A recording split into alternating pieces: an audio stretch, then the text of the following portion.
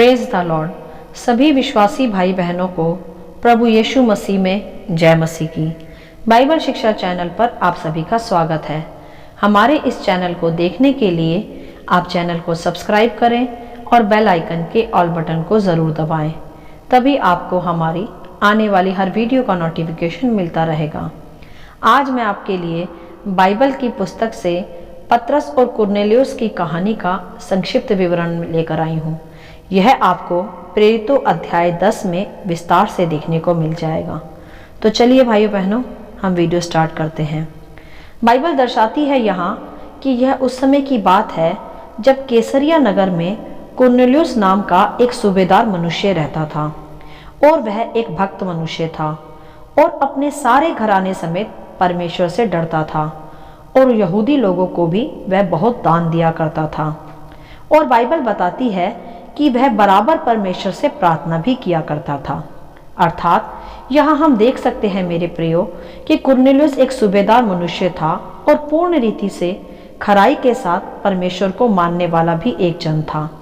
और वह अपनी धन संपत्ति से यहूदियों को, जो कि परमेश्वर की निज प्रजा है, उन्हें दान दक्षिणा भी दिया करता था।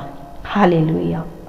और आगे बाइबल यह भी बताती है कि एक दिन के तीसरे पहर परमेश्वर का एक स्वर्गदूत कुरनेलियुस के पास उतरा और उसने कहा कि हे कुरनेलियुस, तेरी प्रार्थनाएं और तेरे दान स्मरण के लिए परमेश्वर के सामने पहुंचे हैं और अब याफा में मनुष्य भेजकर शमौन को, जो पतरस कहलाता है, बुलवा ले।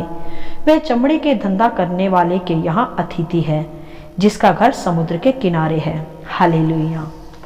यहाँ हम देख सकते हैं कि किस प्रकार कुरनेलियुस से परमेश्वर ने अपना स्वर्गदूत भेजकर बातें की, उसे दर्शन दिया।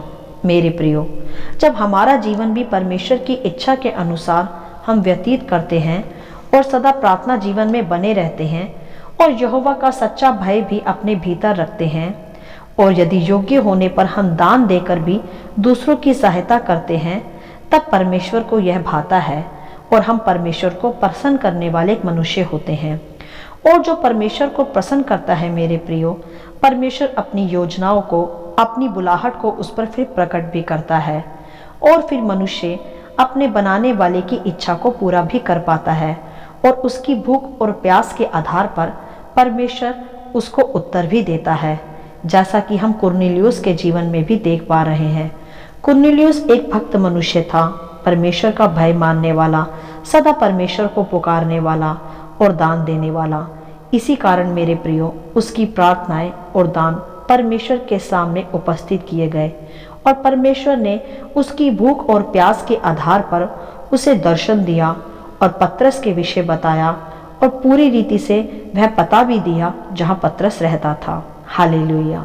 मेरे प्रियो, जिसके लिए परमेश्वर की एक बड़ी योजना है और जिसके भीतर परमेश्वर के लिए भूख और प्यास है, निश्चय ही परमेश्वर अपनी योजनाओं को, अपने दर्शनों को उस पर फिर प्रकट भी करता है, जिस प्रकार कुरनेलियुस पे भी किया। मेरे प्रियो, खराई से भरा जीवन जीने वालों की और परमेश्वर का सच्चा भय मानने वालों की और दूसरों की मदद करने वालों की प्रार्थनाएं और दान सदा परमेश्वर के सामने अर्थात स्वर्ग में पहुंचती ही हैं। हालेलुया। तब आगे हम देखते हैं कि जब वह स्वर्गदूत कुरनेलियुस के सामने से चला गया, तब कुरनेलियुस ने अपने 2 सेवकों को बुलाया और उन्हें याफा को भेजा, जहां पतरस रहता था। तब दूसरे दिन जब वह 2 मनुष्य चलते चलते नगर को पहुंचे, तब दोपहर के समय पतरस वहां अपनी छत पर प्रार्थना करने को गया। तब जब पतरस को भूख लगी, तब उस घड़ी उसने एक दर्शन देखा कि आकाश खुल गया है और एक पात्र बड़ी चादर के समान चारों कोनों से लटकता हुआ पृथ्वी की ओर उतरा, जिसमें पृथ्वी के सब प्रकार के जंतु और आकाश के पक्षी भी थे। तब उसे एक शब्द भी सुनाई पड़ा कि हे पतरस, उठ, मार और खा। परंतु वहां पतरस ने कहा कि नहीं प्रभु, मैं इसे नहीं खा सकता, क्योंकि मैंने कभी कोई अशुद्ध और अपवित्र वस्तु नहीं खाई। फिर दूसरी बार भी उसे वह शब्द सुनाई दिया कि जो कुछ परमेश्वर ने शुद्ध ठहराया है, उसे तू अशुद्ध मत कह। 3 बार वहां ऐसा ही हुआ। हालेलुया। और फिर तुरंत वह चादर आकाश में उठा ली गई। मेरे प्रियो, यहाँ भी हम देख सकते हैं कि पतरस भी परमेश्वर का एक धर्मी जन था। उसके मार्गों पर चलने वाला प्रभु यीशु का एक चेला था, जो कि प्रभु के कार्यों को करने के खातिर ही याफा नगर में आया भी था। और जब पतरस भी प्रार्थना कर रहा था दिन के दोपहर के समय, तभी उसने वहां पर परमेश्वर का दर्शन पाया, जिसमें उसने सभी प्रकार के जीव जंतु और आकाश के पक्षियों को देखा और एक वाणी को भी सुना कि इन्हें मार और खा। परंतु हम देख सकते हैं वहां कि पतरस ने कहा कि मैंने कभी कोई अशुद्ध वस्तु नहीं खाई। मेरे प्रियो, पहले हम जान लेंगे यहाँ कि क्यों पतरस ने ऐसा कहा। पतरस एक यहूदी पुरुष था और वह प्रभु यीशु का सुसमाचार केवल यहूदियों में ही प्रचार किया करता था, अन्य जातियों में नहीं। परंतु कुरनेलियुस जब प्रार्थना करता था तो प्रभु ने पहले कुरनेलियुस की भूख और प्यास के आधार पर उसकी प्रार्थना को सुना और उसे पतरस से सुसमाचार सुनने और उद्धार का बपतिस्मा लेने के लिए कुरनेलियुस को प्रभु ने एक दर्शन दिया। फिर इसी प्रकार पतरस को भी एक दर्शन प्रभु ने दिया, जीव जंतु मारकर खाने वाला, जिसका अर्थ यह है कि पतरस को प्रभु ने वहां एक विशेष उद्देश्य के लिए भेजा था कि वह केवल यहूदियों में ही सुसमाचार प्रचार नहीं करेगा, वरन अन्य जातियों में भी सुसमाचार प्रचार करेगा।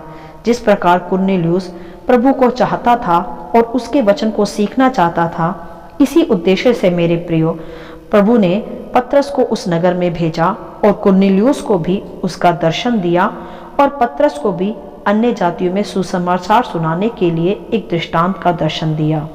सभी प्रकार के जीव जंतु व पक्षियों को मार कर खाने का अर्थ यही है मेरे प्रियो कि सभी जातियों में शैतान के राज्य को खत्म कर प्रभु के राज्य का प्रचार कर उन्हें भी प्रभु के राज्य में लाना। हालेलुया। जैसा दर्शन वहां परमेश्वर ने पतरस को दिया था। और तब पतरस ने कभी भी अन्य जातियों में सुसमाचार नहीं प्रचार किया था, इसीलिए उसे यह दर्शन वहां प्रभु ने दिया। मेरे प्रियो, तब आगे हम देखते हैं कि पतरस ने जब यह दर्शन देखा, तब कुरनेलियुस के भेजे जन पतरस के द्वार पर खड़े उसे पुकार कर उसके बारे में पूछने लगे। तब पतरस वहां आकर उनसे कहने लगा। तभी पतरस को आत्मा ने यह दर्शन भी दिया कि 3 मनुष्य तेरी खोज में हैं, अतः उठकर नीचे जा और उनके साथ हो ले।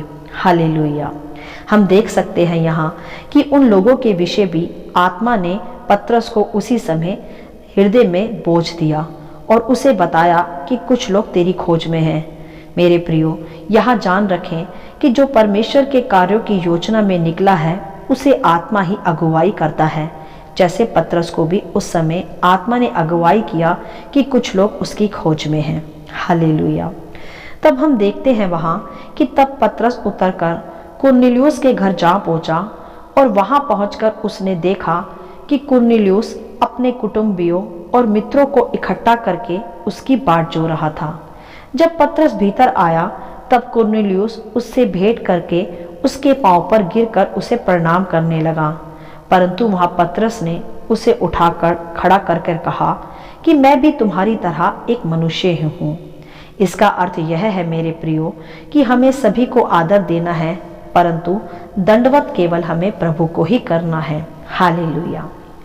तब पतरस ने वहां उनसे बातचीत की और सबको इकट्ठा देखकर उसने अपने दर्शन के विषय भी वहां बताया कि मेरे लिए अन्य जातियों से बात करना और उनके यहाँ जाना एक अधर्म था, परंतु परमेश्वर ने दर्शन में मेरी आंखें खोल दी कि मैं किसी को अपवित्र या अशुद्ध ना कहूँ, क्योंकि मैंने जाना है कि परमेश्वर किसी का पक्षपात नहीं करता, वरन हर जाति में जो उससे डरता और धर्म के काम खराई के साथ करता है वह उसे भाता है। हालेलुया।